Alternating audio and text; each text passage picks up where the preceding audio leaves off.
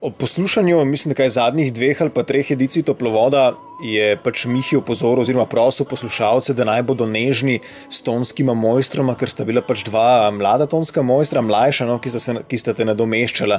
In zdaj človek zlahka dobi vtis, da je tvoje delo precej stresno, naporno. No? Če lahko mogoče malo pišeš, kako je s tem sprejemanjem klicev, z dvigovanjem slušalke, s tistim uvodnim pozdravom poslušalcev, kako pravzaprav stvari potekajo?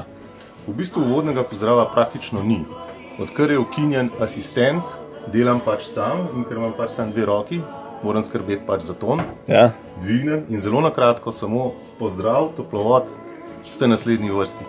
Kaj, včasih je pa bil kakšen dialog tudi?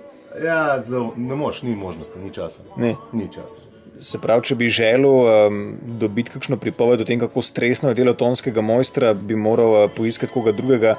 Se pravi, kaj je Toplovod eden bolj mirnih pravzaprav terminov na Valu 202? Sigurno, ker v bistvu naša naloga ni sprejemati poslušalce, ne? Naše roke so na mešalni mizi.